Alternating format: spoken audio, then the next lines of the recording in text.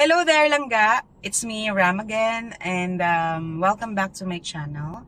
I'm very sorry, no, kasi I've been inactive for a while. May mga inasikaso lang. And to share with you, it's my second day sa bago kong employer. Though same work, same bank, ibang company. So yon, for today, ang i-share ko or yung address kong question is a question para sa kay Miss sa kay Miss Angeline Purificacion and Random Things, and also to those na the same question.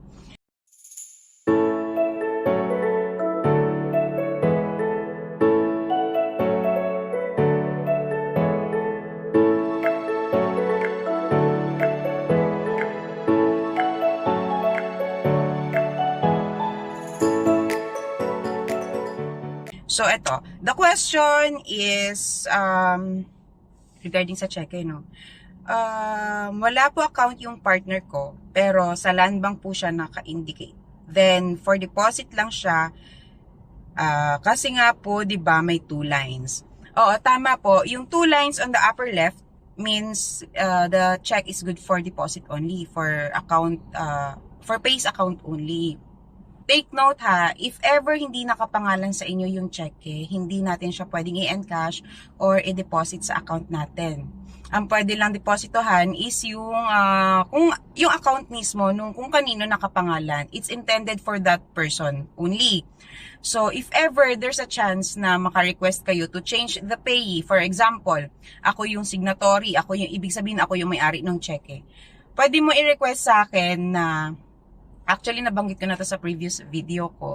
Yung pwede mong gawin is to request na pwede kong palitan yung payee's name if ever pumayag yung kung kanino intended, no? Kung kunwari sa partner mo, tapos may transaction kaming dalawa. Pwede mo i-request sa akin na ipangalan sa'yo with the consent of the partner mo.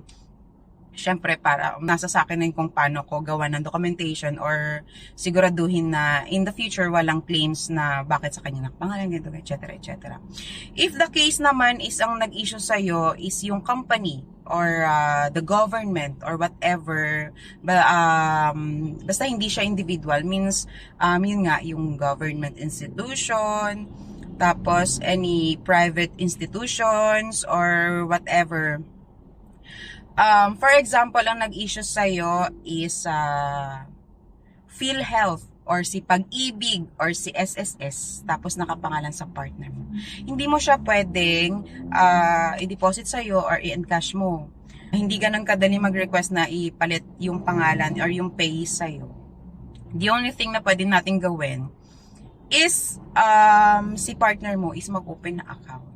Normally, pag government-issued checks is good for 1 year. Pero double check nyo ha, makikita nyo yun sa face ng check mismo, may maliit na nakasulat doon.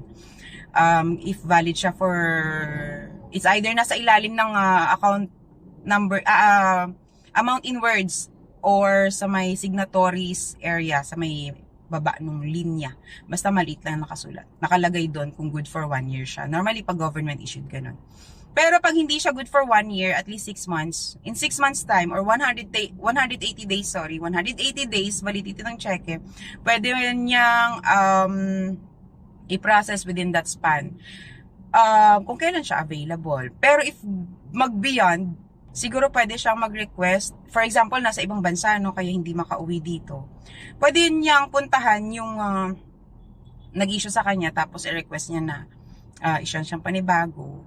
Or basta kayo na bahala makipag-usap kung anong transaction or anong pwede. Kasi hinga naman kayo ng documentation or mga dokumento. If ever naman hindi government issued check, mga corporate, kunwari, mga private institutions. Ganun din, puntahan nyo and try nyo pakiusapan if ever. But much better talaga if mapapakiusapan. Kasi syempre, hindi naman natin pwedeng basta-basta na lang kung anong gusto natin, kung anong gusto natin gawin or yung didesisyonan natin siya. Kasi sa bank, may sinusunod din po tayong policy. And same goes with the company or yung sa government na nag-issue. Yun.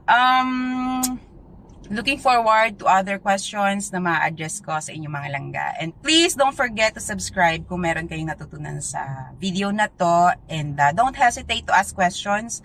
And I'll do my best na starting today, magiging frequent or magiging, dadalasan ko na yung pag-upload. And hopefully, magiging madalas na yung pag-upload ko. And yun lang mga langga. See you again on my next video. Bye-bye!